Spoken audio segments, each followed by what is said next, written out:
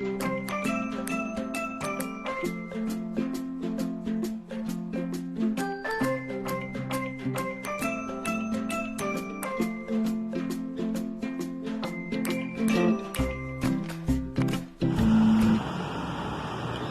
Friends, welcome to my YouTube channel Rajni Manpreet Kaur. आज हम पढ़ेंगे प्रेजेंट इंडेफिनिट के बारे में कंप्लीटली, राइट। यानी कि मैंने आपको अपनी प्रीवियस वीडियोस में अफर्मेटिव और नेगेटिव के बारे में बताया था, राइट, कि किस तरीके से अगर अफर्मेटिव सेंटेंसेस होते हैं जैसे कि मैं डरता हूँ, नेगेटिव होते हैं मैं नहीं डरता हूँ, उन्हें ट्रांसलेट करते हैं। बट इस वीडियो में हम उन सेंटेंसेस के बारे में भी पढ़ेंगे जो इंटेरोगेटिव होते हैं, यानी कि जिनके एंड में क्वेश्चन मार्क आता है। क्या मैं डरता हूँ? नेगेटिव प्लस इंटेरोगेटिव, जिसमें नहीं भी आता है और क्वेश्चन मार्क भी। क्या मैं नहीं डरता हूँ? WH, मैं क्यों डरता हूँ? मैं किससे डरता हूँ, राइट। WH यू नो, क्यों, कैसे, कब, किसके साथ, किधर, इस तरह के जो सेंटेंसेस होते हैं वो WH फैमिली में आते हैं, ठीक है। तो ज़रा सो गाइस, जिन भी सेंटेंसेस के एंड में ता है, ती है, ते हैं आता है, राइट, उनके बारे में आज हमारा कंप्लीट ट्यूटोरियल हो जाएगा, राइट।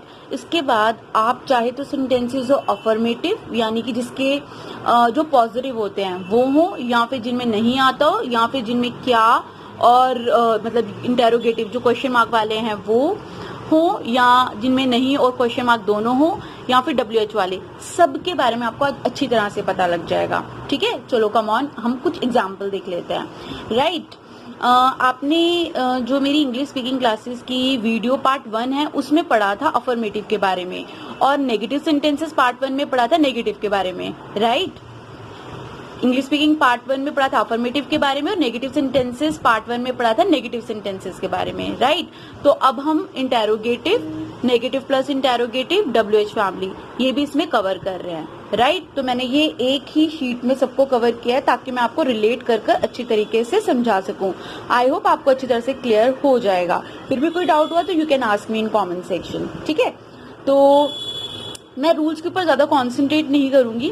मैं नहीं चाहती कि आप जब स्पीकिंग करते हैं या राइटिंग करते हैं, किसी भी वक्त करते हैं, तो you need to think about the rules, right. आपको सोचने की जरूरत नहीं है रूल, आप सिंपली इनको समझना और that will be more than enough. लेकिन मैंने रूल इसलिए लिखे हैं ताकि मैं आपको बता सकूं कि आपने अगर थोड़ा बहुत स्कूल टाइम में इस बारे में पढ़ा था या कभी भी पढ़ा है तो आपको थोड़ा सा रिवाइज हो जाए। Otherwise you need not to think about rules at all. आपको ये रूल्स लर्न करने की जरूरत नहीं है। आपको सिर्फ ये देखना है कि अगर तो पॉजिटिव सेंटेंस होता है तो मुझे क्या करना है, नेगेटिव में क्या करना है, इंटेरोगेटिव में क्या करना है, इंटेरोगेटिव प्लस नेगेटिव में WH में क्या करना है, दैट्स इट, ठीक है।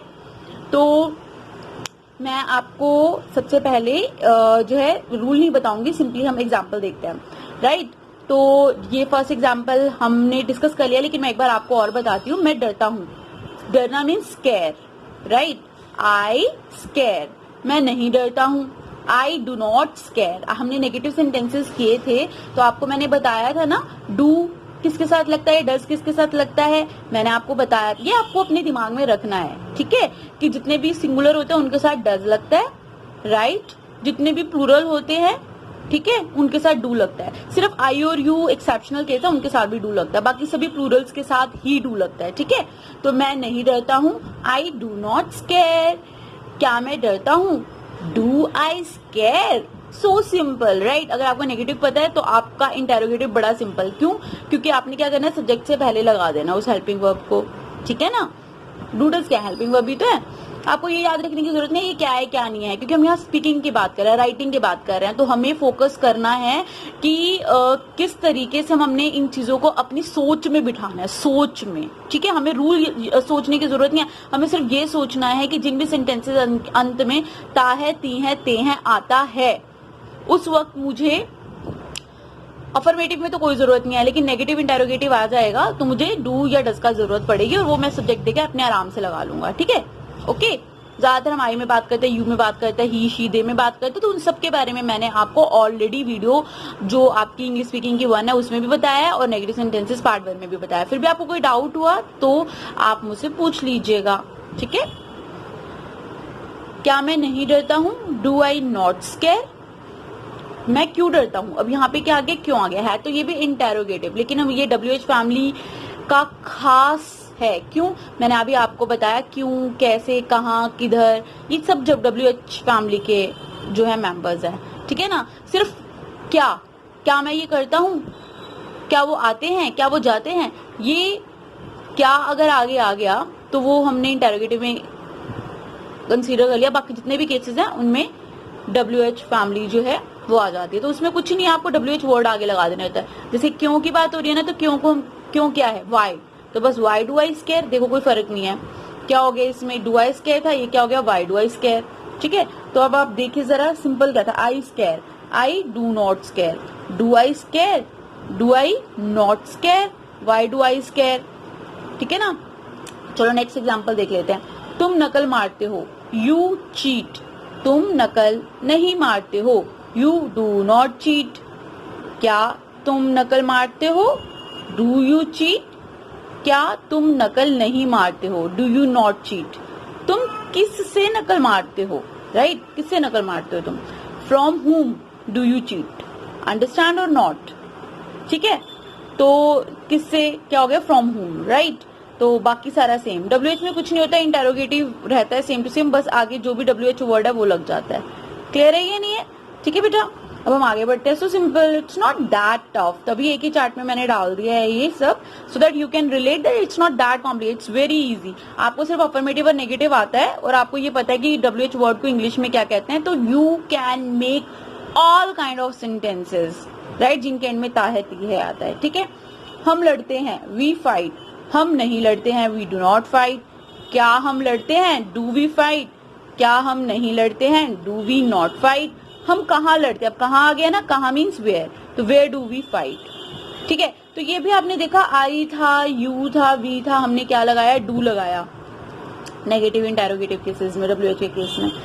अब आ जाती है बात सिंगुलर की, वो रोता है, पहले लड़के के लिए यूज कर लेता है, वो रोता है, ही वीप्स, ठीक है।